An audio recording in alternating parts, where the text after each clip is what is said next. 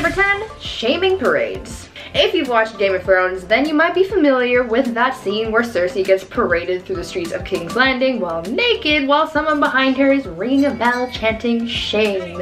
Ding ding ding, shame. It's kind of a meme, but it's also based on a real medieval tradition called shaming parades. For years, people have loved shaming others. I think it's kind of human nature at this point, and obviously back then, they didn't have social media to use as their preferred method of ripping on someone, so they got creative. Depending on what the accused did, their punishment would vary, but the one thing that stayed consistent was them being paraded through the streets for everyone to watch. Specific punishments were given for specific crimes. For example, if a tavern owner served bad beer, then they would be paraded through the streets and forced to drink the beer. If they were caught stealing a pig, then they would walk through the streets with a dead pig around their neck and a crown made of pig's feet. People would throw things like glass, rocks, and even dead cats at whoever was being paraded, and it was quite the spectacle. Now, would you rather experience this or being canceled on social media?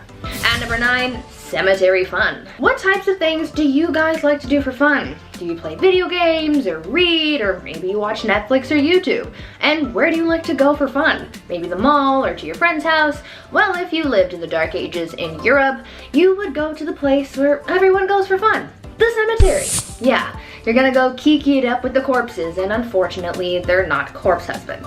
Although, corpse, if you're watching, hit me up. I love you. Anyways, back in the Dark Ages, the cemetery was the place to be. It was considered to be the social hub of the community. Back then, people held theater performances, elections, trials, and even set up businesses in the cemetery because graveyard shops were exempt from taxes. There was quite a lot going on in the cemetery, and it was almost like the equivalent to going to the mall. But I want you guys to tell me if you would ever be like the people in the Dark Ages and just go to the cemetery for fun. Before we carry on talking about the weirdest parts of life from the Middle Ages, why not take a moment to leave a like on this video if you're enjoying it so far, and while you're at it, consider subscribing to the channel to see more videos like this one. At number 8, judging tears. In modern times, somehow we've come up with the idea that only girls are allowed to cry. I think that's pretty BS, and it's healthy for everyone to express their emotions, and funnily enough, they believed the same thing back in the Dark Ages. Back then, everyone was expected to cry freely, but the strange part of all this is the fact that people judged how others cried. Their tears would be judged on quantity, duration of crying, and the frequency as well.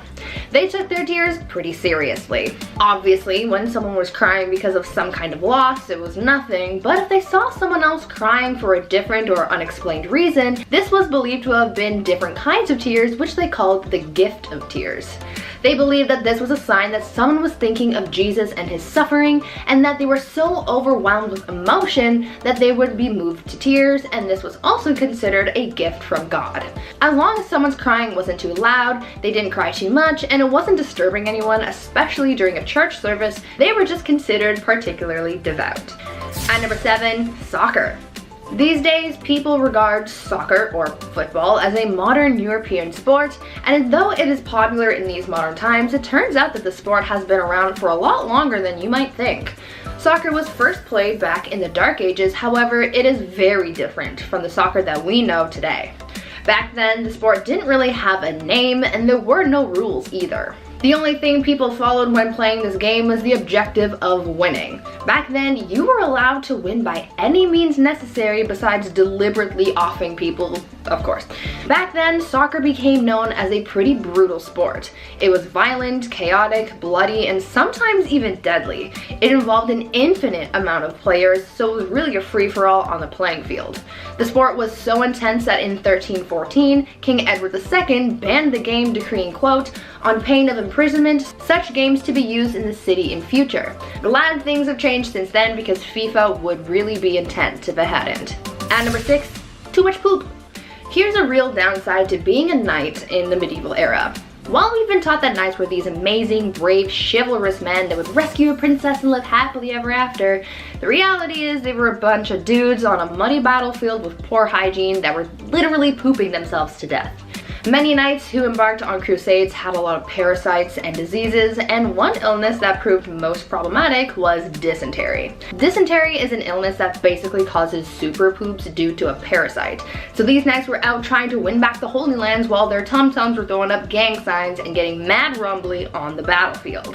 It is believed that these knights contracted dysentery through drinking tainted water, and because medicine was basically a myth at this point, once you contracted dysentery, you could basically kiss your life and your stomach contents goodbye. The most famous case of death by butt explosion was from the 7th Crusade, where Louis IX had contracted dysentery and had his pants cut because he was tired of having to pull them down every time he felt a rumbly in his tumbly.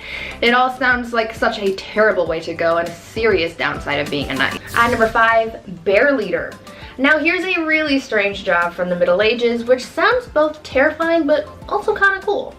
Back in the Middle Ages, blood sports were all the rage. Many of the monarchs who ruled during this time were obsessed with watching blood sports, which honestly kind of explains a lot, but that's besides the point. One of the most popular blood sports was bear baiting, which involved making a pack of dogs fight a bear. Sounds gruesome, but it also begs the question, well, where did you get the bear? Well, that's where bear leaders came into play. For bear leaders, their whole job was to lead bears from village to village so that they could participate in blood sports. Now it sounds super dangerous because, well, we're talking about a big bear, but imagine how much of a flex that would be to say, yeah, I wrangle bears for a living. Like, how cool would that be? Now that's something to put in your Tinder bio. At number 4, the piss prophet. As we all know, medicine wasn't all that advanced in the Middle Ages. There were no actual doctors, and the people you would have visited if you were feeling unwell were the same people who doubled as barbers, so I don't know how accurate their medical diagnosis would be. In medieval England, people didn't really know much about health, and many people were known to get diagnosed based on their pee.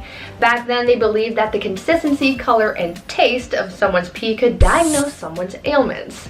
The people who collected people's urine samples were called piss prophets, and they had their own criteria for determining what was going on in someone's body based on their urine. According to the piss prophets, if your pee was white, then it was the ideal color, and that meant that everything was working properly. If it was wine colored, like blue or black, then it meant that something was very wrong.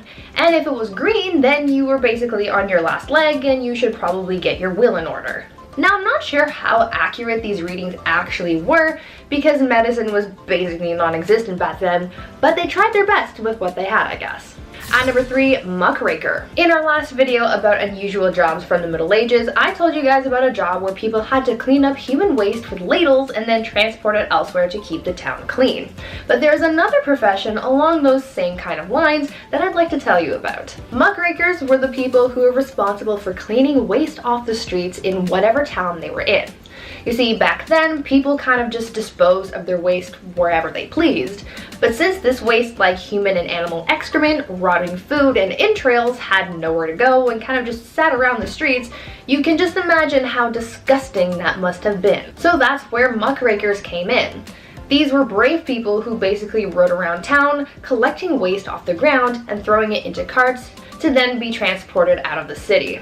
As horrible as this job may sound though, these people actually made a lot of money. Muckrakers could make in 11 days the same amount as another laborer makes in 6 months. Would you do this job if it made you rich? At number 2, arming squires. I've talked about squires in a previous list about medieval knights, and if you've watched that video, then you might be familiar with how unpleasant the life of a squire could be. At a certain point in their training, a squire would be tasked with basically being an assistant to a knight, and a lot of their assistance was guided towards the knight's armor and weaponry. In the Middle Ages, arming squires were given the task of maintaining the knight's armor. So this meant that they had to make sure that the armor was clean and properly attached to the knight's body. This job was so serious that sometimes the arming squire would have to run out into the battlefield in the middle of a fight to tend to their knight's armor, which meant that they were risking their lives for a couple hunks of metal. And finally, at number 1, pure finders. Now I think this last job on our list must be one of the worst ones by far. We've talked about how people harvested leeches, cleaned waste off the streets, and stomped on urine-soaked wool, but imagine if your job was just to go around the town and pick up as much dog poop as you possibly could. This was basically what people called pure finders would do. Dog poop was essentially used as a drying agent by tanneries to make leather for bookbinding. This was a lot of people's full-time jobs, but imagine how crappy this job would have been. I'll see myself out. At number 10, water carrier. These days, we have it so easy. We have the internet at our disposal to learn about pretty much anything, we have cars to get us from point A to point B, and all of our resources are close by. We get food from the grocery store and water from the taps in our houses. But back in the Middle Ages, things were a lot tougher for people, and they had to go through a lot just to get basic life necessities, like water for example. Getting water to people wasn't as easy as you might have thought, and so that's why getting water became a whole profession.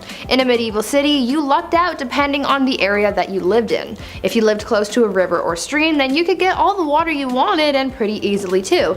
But if you weren't so lucky to live near this resource, then you might have had to hire a water carrier to fetch it for you. People sought out strong young men to become water carriers for them, and as the name implies, they would get paid to go to the nearest source of water and bring it back for their employer. This profession became pretty popular in the late medieval period in London, and by this time so many people were working as water carriers that they created their own fraternity. At number 9, town crier. I'm sure you've heard of the town crier at some point in your life, right?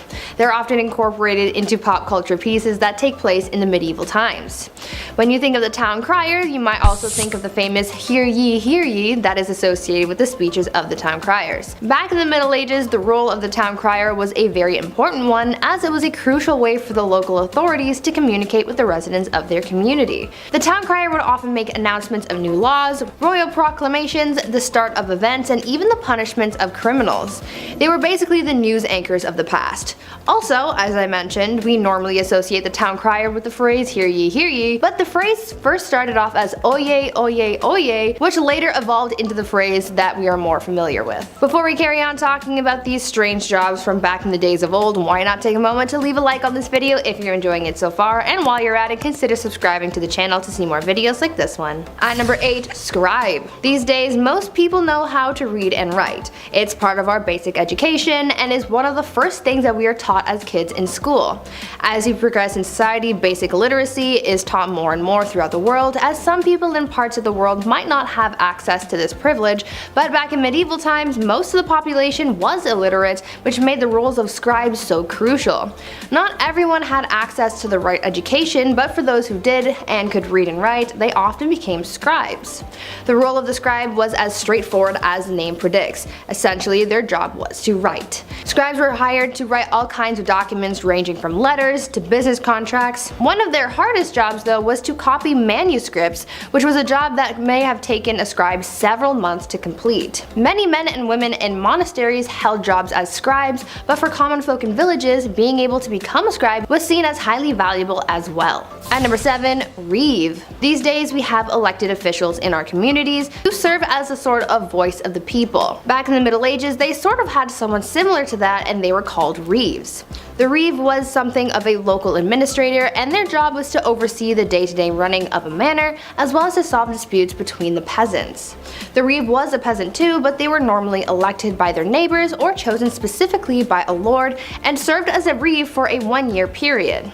This job eventually faded away as the feudal system began to decline, but fun fact, you can still find some reeves in parts of Canada. At number 6, peddler. This next job from the Middle Ages is one that we kind of still have these days, just a little more modern. We're talking about peddlers. You know how there are people who go door to door trying to sell you something, like back in the day when Avon used to do house calls? Well, this was essentially what peddlers did. Their job was to travel from village to village to sell various goods. This was how a lot of people in more remote areas were able to buy certain items. The peddler's job was pretty important for the local economy because it was able to bring business to larger areas than just one local town. It seemed like a good enough job, but socially speaking, peddlers were always looked at with suspicion. Oftentimes, local people would accuse peddlers of being criminals. Now, they easily could have been criminals, but it's really a case-by-case situation. You can't judge someone for just trying to get their coin. Number 5, rat catcher. As the name hints towards, rat catchers are one of the worst jobs you can have in and around a castle. It's an important role, of course, like being a fool or a literal walking, talking toilet, which I'll get into later, but there needs to be a chasseur de rats. Chasseur de rats. I'm just gonna start calling myself that. Back in those times, rats and mice were the leading source of spreading disease. They didn't have city buses or, people walking around throwing bottles, and with these castles being big and dark, they were probably full of rats. Black rats were a common household problem, yuck, so in comes the well-respected rat catcher. These guys would sometimes try and use spells to get rid of rats. Wouldn't work really too well, but more often than not, that didn't work, so poison powders were the main trick of the trade. The most famous you probably heard of is the Pied Piper. He visited Germany, he arrived in this small town, and rumor has it this guy used a flute to drive all the rats just into the river. He does a musical performance and then exterminates all of your pests. If anything, he should be getting a bonus, but rather the town insists they weren't even gonna pay him, so he used his flute to make everybody just go away and leave the town forever. What an OG. He's like, you don't wanna pay me? No sweat. Number 4, the Crusades. Just imagine this. Thick, heavy metal armor reflecting the heat from the sun back against you as you chug along the desert. Despite being in the Holy Land, this certainly sounds like hell. As I mentioned earlier, men were expected to go to war when called, even if they had no training or skill and like maybe knew how to use a toothpick but had no idea what a sword was. For many, it was a death sentence, and the first Crusades were particularly brutal because you weren't only being called to war because of, you know, honor, but you were being called to war because it was a religious thing. Getting there was awful in the first place, you might not even make the voyage. Then marches through the desert were long and hot, with soldiers constantly at odds with starvation, dehydration, disease, infection, the elements, and then of course a spontaneous attack from the enemy. So like you're exhausted and all of a sudden you have to be like,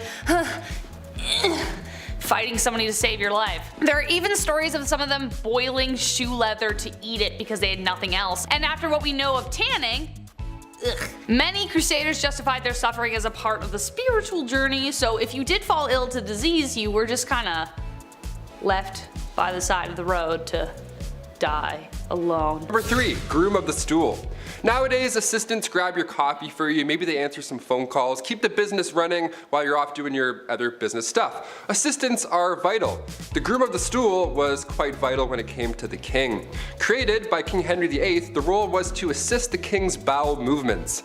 Yeah, you had just a box with you that you carried at all times, little opening lid, smelled horrible, and you would literally follow the king until he needed to use you. Yeah, porta potties weren't a thing, and there's no way you're going to catch a king in the woods. In fact, you won't even catch a king wiping his own behind. That was also reserved for the groom of the stool. Lucky you. And this stool, you would have water, towels, a wash bowl, the whole setup, and you're probably thinking, Taylor, which poor soul had to be stuck with this role? What must you have done to deserve such a punishment? Well, this is the job you wanted, really. Only sons of noblemen could take on this role, and in doing so, they also gain access to every room, tons of nice clothes, any bedchamber furnishings, and of course, a high pay. Yeah, I would say this is the craziest job on this list, but it's really not. Number 2, the executioner.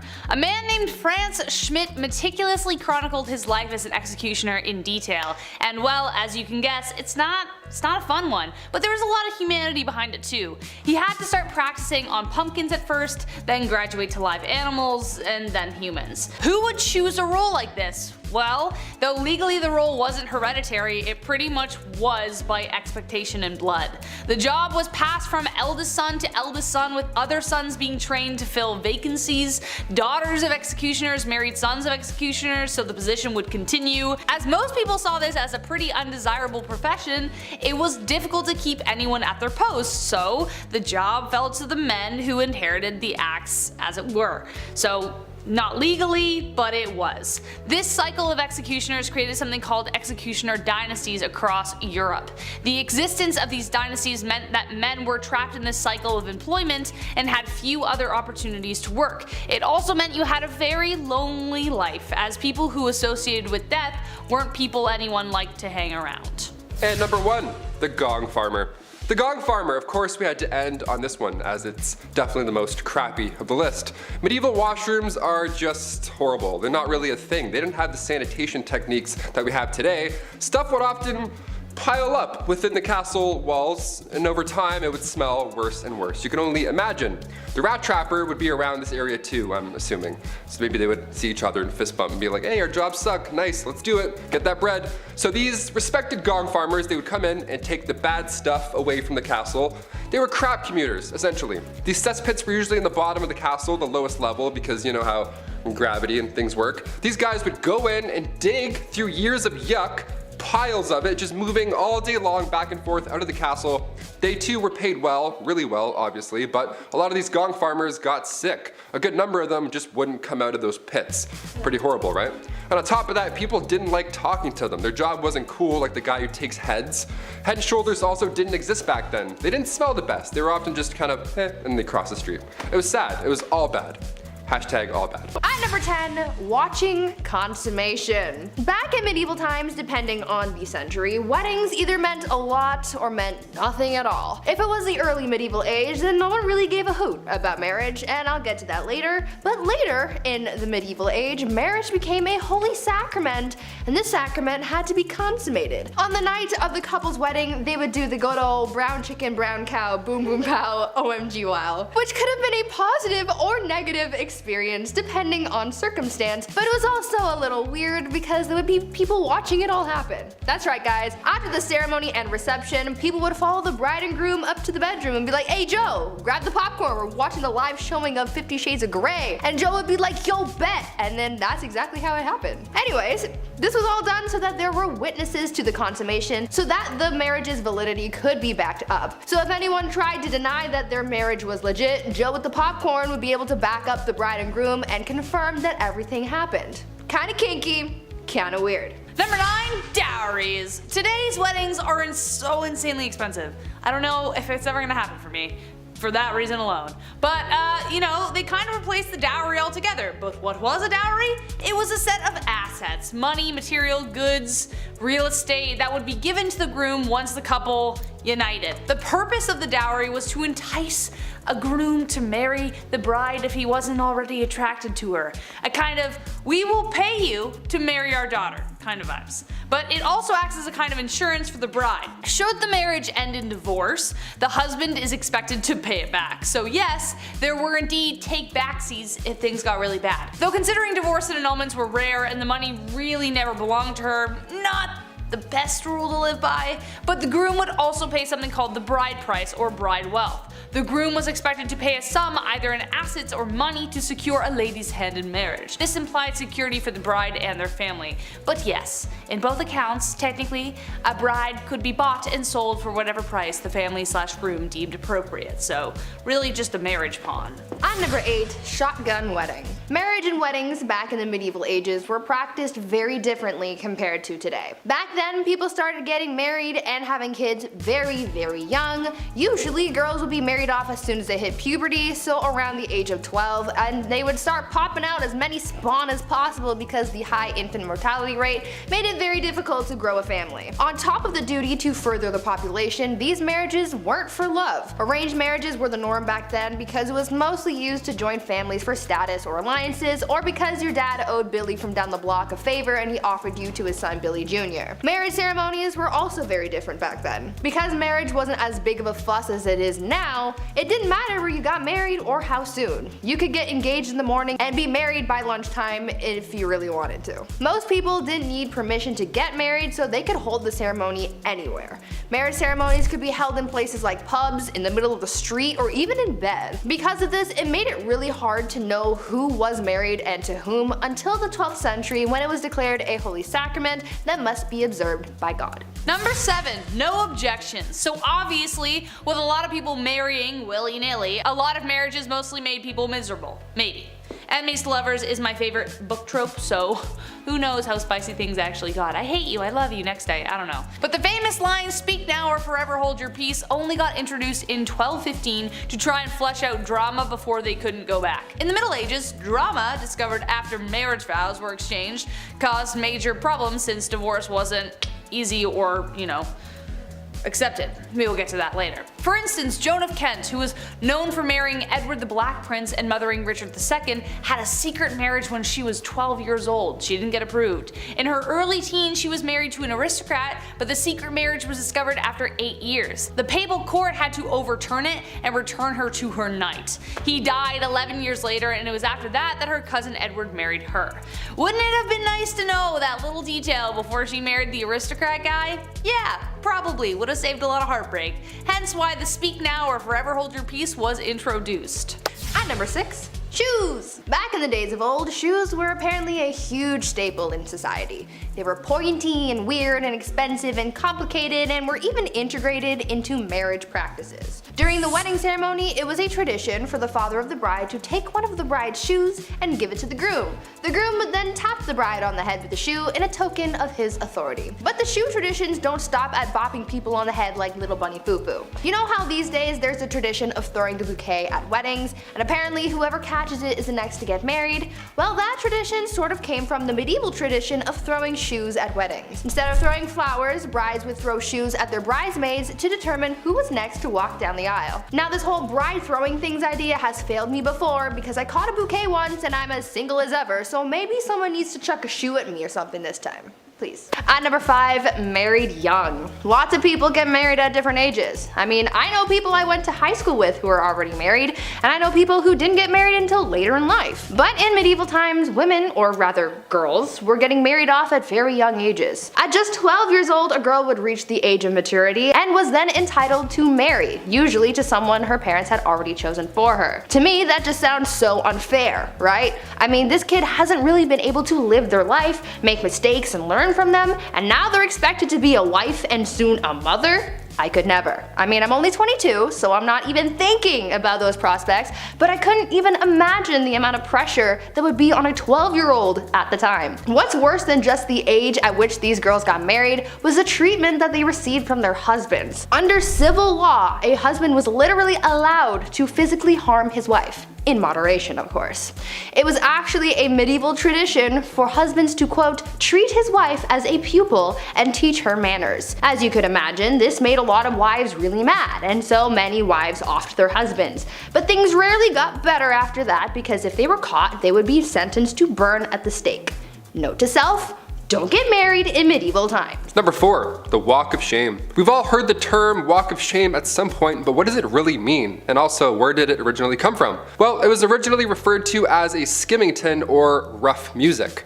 And no, it doesn't mean they would blast Slipknot this whole time. This was done to wives who were bossy or overbearing. They would be forced to walk through the entire town barefoot, all those crooked, horrible stone roads, ankles just toast. It was horrible. They would also be scantily clad too, because why not? Because men are making the rules, that's why. And as you guessed it, crowds would be waiting outside, all prepared to bang pans and yell horrible things at her. I guess these dudes just never had jobs. I don't know, they were just always on standby, ready to yell at a lady walking by through town bare feet, all because she was deemed too bossy. Okay. If you're wondering who exactly is responsible for these public humiliations, the court. The official court. Judge Judy back in the day would be like, yes or no, did you raise your voice? Okay, case dismissed. Take your shoes off, we're done here. What a joke. At number 3, ladies of the night. Sometimes you gotta do what you gotta do to get that coin, right? We all have our side hustles and dead-end jobs to be able to afford rent and whatnot. And sometimes we're not exactly proud of the work that we do to make money. It was the same back in medieval times. People had to find any means to make money, and for a lot of women, they used what their mama gave them to support themselves and their families. One of the more positive sides of life for women in medieval times was the fact that being a woman of the night was actually a recognized profession. Later on throughout the times, this profession would be deemed illegal, but in medieval times, it was as common as being a baker or something. These women were actually considered to be merchants because they sold their bodies as if it was any other sellable good. Being a woman of the night was such a common and widespread profession that nearly every town in medieval times had a brothel, even in towns with small populations. So yeah, maybe they didn't have that big of a marketplace, but they no doubt had a place where you could go see some quality mommy milkers. Number 2, grand theft witchcraft. If you were a woman in the Middle Ages, you were accused of being a witch pretty often. They thought women communicated with the devil, like Bree mentioned earlier, just because some townsfolk with 3 teeth said so. Great, thanks Abe. Good job, good report. The punishment for practicing witchcraft wasn't a heavy fine like guys who cheated, but they would be burnt at the stake. This was popular in Scotland along with drowning. Those are the 2 big ones. Remember earlier how I said women would sometimes be dipped into a river or a pond? Well, they would also sometimes just be left there. It's called witch dipping, and depending on if she floated or sank, that's, you know, witch or not. The dumbest thing I ever heard. If you were charged with treason or witchcraft, that was the ideal punishment. because it surely beats burning to death in front of an entire village. This all got out of control come the start of the 17th century with the Salem witch trials. That's when people were like, you know what, I think this is wrong. I think we should stop, let's put this torch out, I think we're good. That's when 19 people were executed for being witches. God forbid you knew how to do bedmas in the Middle Ages.